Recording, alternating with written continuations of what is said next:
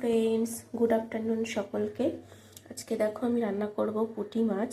তো পুঁটি মাছগুলোকে কেটে নিয়েছি আর নুন হলুদ মাখিয়ে রেখেছি। তেল গরম বসিয়ে দিয়েছি, এবার পুঁটি মাছগুলো ভেজে নেব।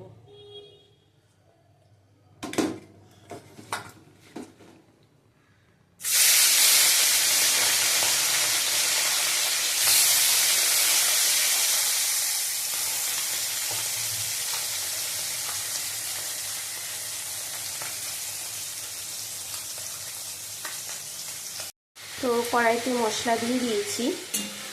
এখানে দিয়েছি সর্ষে, পোস্ত, কাঁচা লঙ্কা আর নুন হলুদ দিয়ে মশলাটা ভালো করে কষিয়ে নেব। আর মাছ ভাজা হয়ে গেছে, এই যে।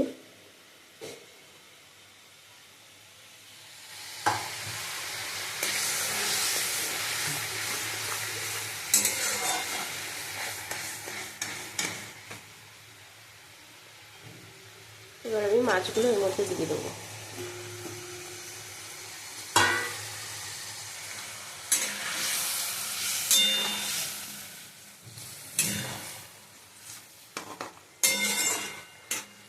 আর একটু জল দেবো, জল দিয়ে ফোটাবো।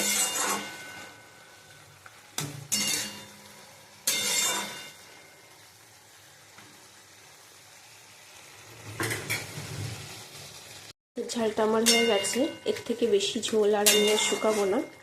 এবার আমি নামিয়ে নেব। ঝালটা আমি নামিয়ে নিয়েছি, এই যে এরকম দেখতে হয়েছে। আর এবার আমি করব বেগুন ভাজা। আর আমি বেগুন ভেজে নেব।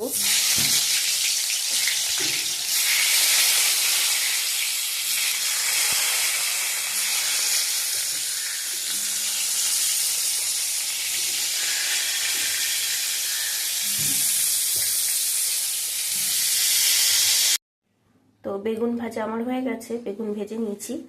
এবার আমি ডালটা করে নেব। দেখো তেল গরম বসিয়ে দিয়েছি। এবার আমি পেঁয়াজ আর রসুন ফোড়ন দিয়ে দেবো।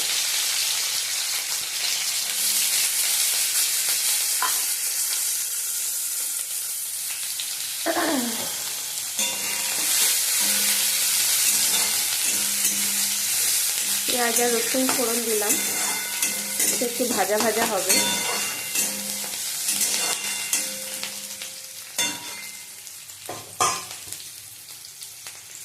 তো পেঁয়াজ রসুনটা ভাজা ভাজা হয়ে গেছে। এবার আমি একটু গোটা শুকনো লঙ্কা আর একটু গোটা জিরে ফোড়ন দিয়েছি, দিয়ে এবার ডালটা দিয়ে দেব। ডালটা দিয়ে দিয়েছি, এবার ডালটা ভালো করে ফুটবে। আর একটু নুন হলুদ দিয়েছি। ডালটা আমি সেদ্ধ করেই রেখেছিলাম, আর একটু সেদ্ধ হবে। ভালো করে ফুটে উঠলে আমি এবার নামিয়ে নেব।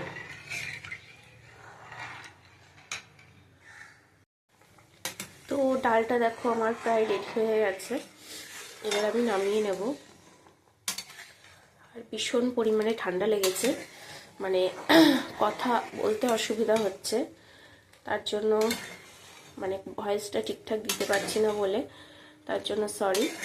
তো ডালটা হয়ে গেছে, নামিয়ে নেবো। আমি কথা বলতেই পারছি না, এত ঠান্ডা লাগছে।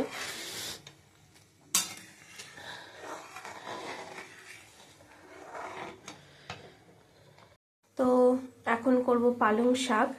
এই যে পালং শাক কেটে রেখেছি, আর তার সাথে বেগুন, আলু আছে, আর ধনেপাতা দিয়েছি। ধনেপাতা, পালং শাকের মধ্যে ধনেপাতাও কেটে দিয়েছি।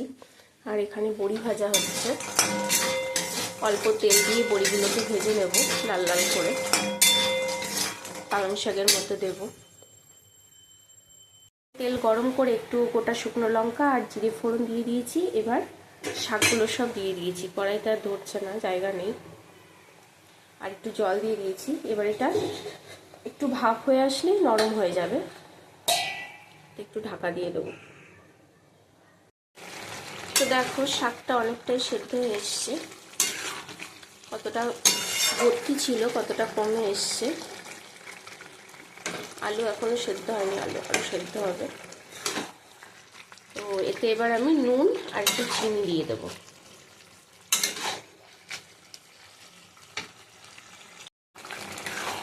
তো শাকটা আমার প্রায় সেদ্ধ হয়ে গেছে, আলুও সেদ্ধ হয়ে গেছে।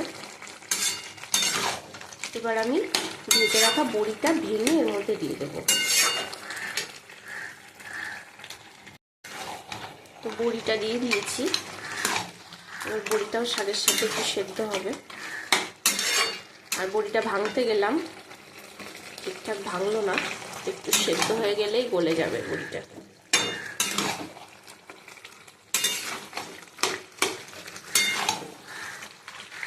আর শাকে কিন্তু আমি কোনো মশলাপাতি কিচ্ছু দিইনি, শুধু ফোড়ন দিয়েছি শুকনো লঙ্কা আর গোটা জিরে, ওইটাতেই রান্না হবে।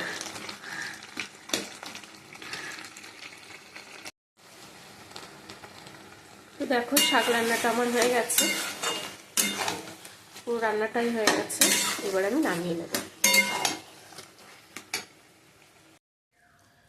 তো এই দেখো সব রান্না বান্না কমপ্লিট।